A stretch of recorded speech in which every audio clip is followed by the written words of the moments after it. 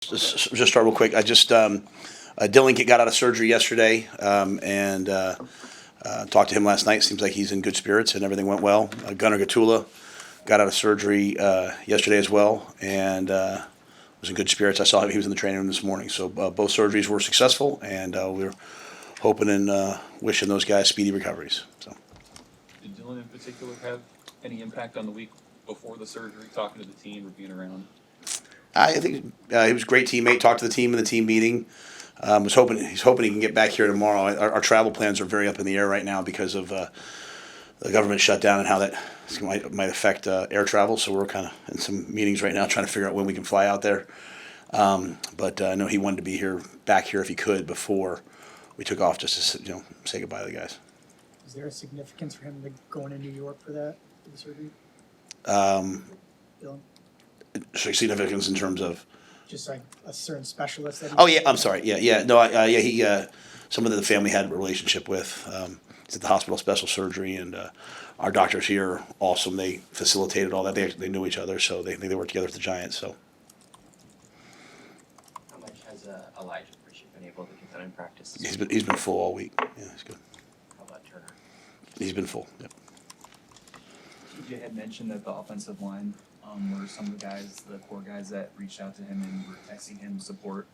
What does it mean, I guess, for somebody in TJ's position to have an offensive line and do that for him?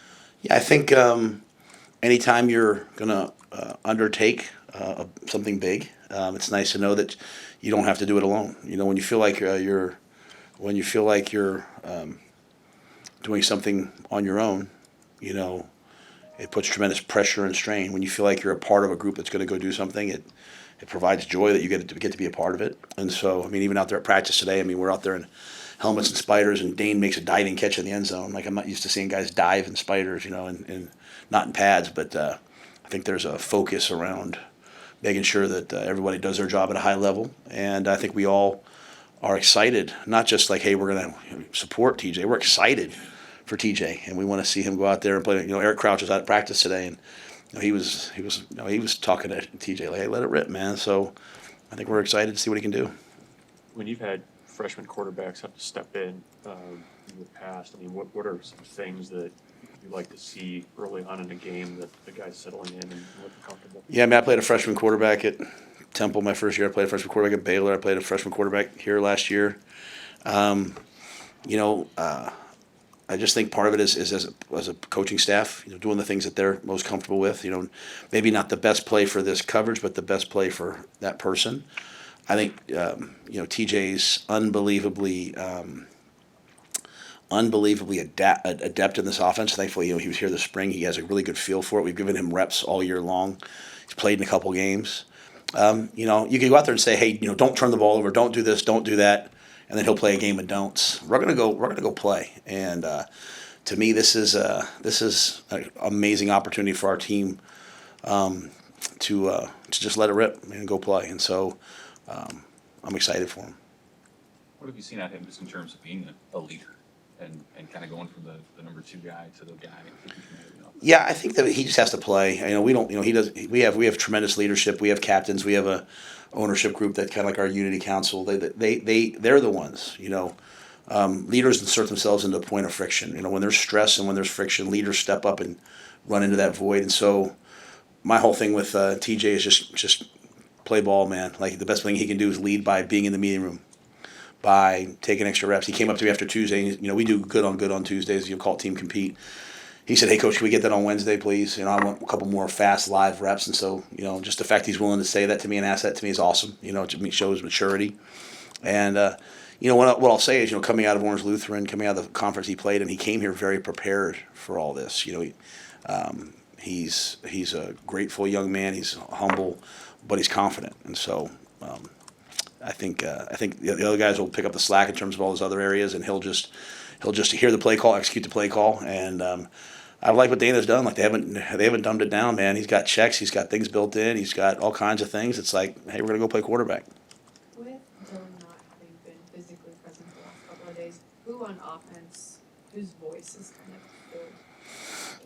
Yeah, I thought the receiving core. Ja'Cory is really one of the heartbeat type guys on our offense. And Isaiah, Dane, I'm kind of, I like to, during practice, I like to go to the defensive field and watch the defensive practice and then watch the offensive practice on tape and then the defensive practice on tape. And I bounce back and forth, but as I walked over to the offensive field a lot, they had unbelievable energy. I mean, yelling, screaming, talking trash, having fun. Obviously, our offensive line, those guys are, they have leadership throughout them. But I thought, those guys and, Emmett, Luke, we have so many guys that are just respected. I just think everyone's embraced the idea of no one has to do this. We all just have to do just a little bit more to make sure we take the strain off of TJ. So, when he makes a throw, we got to win a 50-50 ball. We got to make a catch. We got to make those plays. The defense has to get the stop and flip the field for us. Special teams have to show up. And if we all take that approach, we have a good chance. With TJ's added mobility, is there any extra emphasis or talk just about sliding or protecting yourself just so he can make it through the entire game? Yeah, those guys are already trained on those things. I really struggle with adding things like in week 10. You know what I mean? So the biggest thing that showed up last game was the ball was punched out of his hands twice as he was running to the sidelines. You had the ball in the inside arm and the right hand, and it was punched out. And so, you can't over rep that, or else you'll have a sore arm all week. But getting him to understand that, hey, there'll be times in this game where you're going to run probably, and ball security is paramount. Kind of going back to your question, hey, but what I don't want to do is start putting things in his head. Just do what you're trained to do. I mean, that's so much what good teams do and good players do is they just trust themselves. They have the poise to believe in themselves and not try to be more than they are, not try to do too much, not try to do too little. TJ's a really, really, really, really excellent player. I just want to go be himself. But that being said, we teach our guys when to slide, when to dive head first, how to protect themselves going out of bounds. He just has to apply that training. During UCLA's three-game winning streak last month, what changed for them outside of the obvious with the coach? From a football perspective, was there a big shift that they made? Yeah, it looked like they really started to use the quarterback's legs. It looked like maybe they simplified the offense. They've taken chances. They faked punts. I think they faked 3 punts. I said 4 the other day, but one was just a slow knee, so three punts. But the quarterback is the leading passer. He's also the leading rusher. Now, that's not in every game. Some of the games, they've gotten to some zone reads, and the tailbacks have hit big, long, explosive runs, and they're converting a ton of third downs now. And I think the third down really has been the magic for them. There was an 18-play drive. They think they completed 3 or 4 of them, and the quarterback can do it. He's an outstanding player. He can do it with his feet as much as his arm. So if you play zone coverage, he'll find the holes. If you play man coverage, he's going to duck the ball down and run. He outruns people's. They have a rat on him, a spy on him. He outruns the guy. So it's a great week for our D line. They have to produce. They have to show up, and they have to pass rush. And the challenge when you go against a mobile quarterback is sometimes guys start to just latch on and try to keep him in the pocket. Well, that's no way to play football, right? You have to get off and beat the guy in front of you, and then transition your eyes to the quarterback and accelerate. And so I know it's been an emphasis this week. It's been an emphasis all year, mobile quarterbacks versus us. And we'll have to play our best game, especially coming off last week. We had to have a player accounted for the quarterback on every single play. Sometimes people ask me about the count. Well, they're reading the backside of the counter, so I'm sure we'll see some of that. So, it's a challenge. Anytime you have a running quarterback and you're in zone read with gap schemes and zone schemes, and they have all of it. So, the good news for us is it's 2 weeks in a row of dealing with it, and hopefully we can put it all together. Some of the travel to UCLA might be affected by the shutdown. Is there anything imminent right now, or are you just kind of waiting and see if that'll affect you guys' travel? No, Susan and them are going to get on a call here in a little bit because they called us today and said, hey, it probably will be or could potentially be affected. So if we, I just told our guys, hey, what's next, man? If we got to get up at 8 o'clock in the morning tomorrow, as opposed to leaving later in the day, then so be it. If we got to wake up on Saturday and fly there and land and drive over and play, at the end of the day, the game, no one wants to hear about your troubles, and it's football. So we're going to show up and play football to the best of our abilities. But I do think, yes, things are pretty imminent. I just don't think we know exactly what that is, and that's, I'm glad I'm not dealing with it. Thankful for Susan, Haven, and Wish, and Thomas, and all those guys, because she'll get on the call and she'll figure out the best thing for us, and we'll just go do it. With the late kick, you guys had an 8 o'clock body clock kick in August too. Anything you learned from that one way or the other that'll be helpful as you couple of days Saturday. I mean, I thought we played really good in the Cincinnati game. I thought we played really poorly in the Minnesota game. I thought we played really well last week. You know, at the end of the day, it's really all about your mind, right? Your mindset. You know what I mean? If you're ready to play, and what I want is I want people to watch this game and say that's a team that cares about each other. You know, I mean, I as I said the other day, either you're in or you're out, right? And so I want you to see a team that goes on the road no matter what time we leave, enjoys being together, enjoys sitting in their hotel rooms, enjoys going to a walkthrough, enjoys going to battle against another excellent team, knows that it's going to be. I mean, think about the character of the UCLA team, right? They're 0-3. They fire their coach, who was a player there, a great player there, who they all loved, who I coached and I respect, and they've just come together and hung in there together, right? And so, I want to see a team that cares about each other. So I look at it like, hey, the late kick gives you more time together. So I think that's been my message, and especially poignant seeing the tragic news out of Dallas today, and understanding that none of us know what people are going through. That's why I think we all should be careful about what we say to people. I think we should be careful what we tweet about people. I think we should be cognizant of what everyone's going through. And I told our players they should take their headphones off in the cafeteria and sit down with someone and be like, "How you doing, man? What's going on with you?" Because somebody that we're talking to, that we're saying, "What's wrong with that guy? Man, that guy's messed up."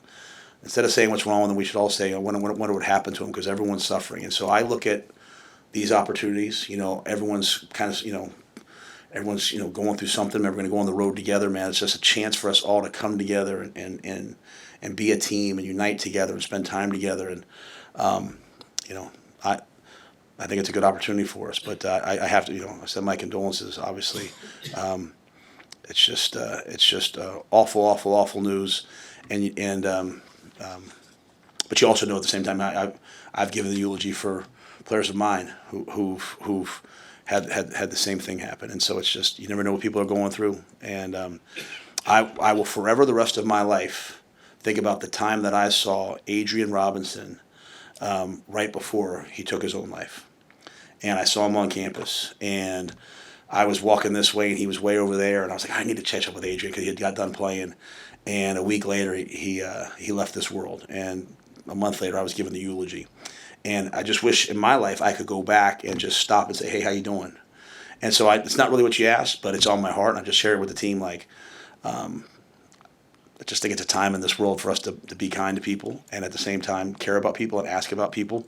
Our generation of kids, my kids, they all just say, "Yeah, I'm fine, I'm straight," And it's just like you really got to unearth it. So I look at road trips and travel, and I look at time together practice as chances to impact young people's lives and try to be around them. And I would encourage everybody to. I would encourage everybody today with your own kids or the people you work with, just check on them because, that young man scored a touchdown just a couple days ago. And on the outside world, you'd think he's at the pinnacle, but he's dealing with something, and I don't know what it was, but I pray for him and his family. So, that's the weight of coaching young people today. And, they're going through a lot, way more than I went through growing up. So, just a sad story, but sad fate. And again, I pray for him. But I also know there's probably someone on my team going through something very similar. And so, in what ways can I be there for them? Can we all be there for them? I think that's the blessing we have of having another week together. So I'm grateful for it. I've challenged our guys all week to be great teammates, to rally together, to come together, and not just for TJ, but for every single guy on this team. And for the guys even that aren't on the trip, that are home, just be there for everybody. So that's what we're trying to build, and it's maybe old school and kind of it's not in vogue anymore. Everything's about the transfer portal and rev share, but I still think young people probably need people that care about them. So that's never more evident today. So thank you guys. I hope you guys are all well as well. Good to see you.